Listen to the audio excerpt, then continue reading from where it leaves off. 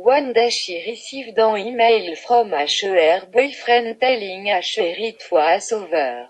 But she did not know how to respond. The email was almost as if it was not meant for her.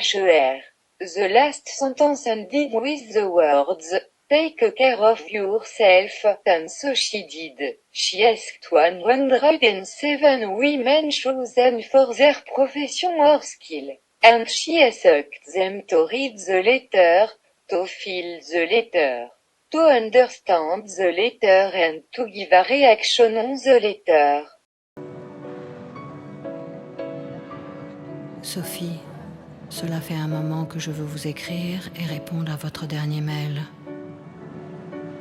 En même temps, il me semblait préférable de vous parler et de dire ce que j'ai à vous dire de vive voix. Mais du moins cela sera-t-il écrit. Comme vous l'avez vu, j'allais mal tous ces derniers temps. Comme si je ne me retrouvais plus dans ma propre existence. Une sorte d'angoisse terrible, contre laquelle je ne peux pas grand-chose, sinon aller de l'avant pour tenter de la prendre de vitesse, comme j'ai toujours fait. Lorsque nous nous sommes rencontrés, vous aviez posé une condition. Ne pas devenir la quatrième. J'ai tenu cet engagement. Cela fait des mois que j'ai cessé de voir les autres, ne trouvant évidemment aucun moyen de les voir sans faire de vous l'une d'elles. Je croyais que cela suffirait. Je croyais que vous aimez et que votre amour suffirait pour que l'angoisse qui me pousse toujours à aller voir ailleurs et m'empêche à jamais d'être tranquille et sans doute simplement heureux et généreux se calmerait à votre contact et dans la certitude que l'amour que vous me portez était le plus bénéfique pour moi. Le plus bénéfique que j'ai jamais connu. Vous le savez. J'ai cru que l'écriture serait un remède.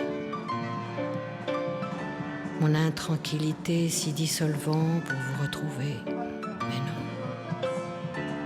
C'est même devenu encore pire. Je ne peux même pas vous dire dans quel état je me sens moi-même. Alors cette semaine, j'ai commencé à rappeler les autres. Et je sais ce que cela veut dire pour moi et dans quel cycle cela va m'entraîner. Je ne vous ai jamais menti. Et ce n'est pas aujourd'hui que je vais commencer. Il y avait une autre règle que vous aviez posée au début de notre histoire. Le jour où nous cesserions d'être amants, me voir ne serait plus envisageable pour vous. Vous savez comme cette contrainte ne peut que me paraître désastreuse, injuste alors que vous voyez toujours P.R. Injuste et compréhensible évidemment. Ainsi je ne pourrai jamais devenir votre ami. Mais aujourd'hui, vous pouvez mesurer l'importance de ma décision au fait que je sois prêt à me plier à votre volonté, alors que ne plus vous voir, ni vous parler, ni saisir votre regard sur les choses et les êtres, et votre douceur sur moi me manqueront infiniment. Quoi qu'il arrive,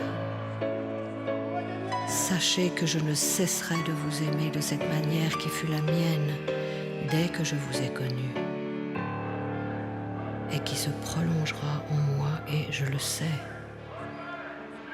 ne mourra pas.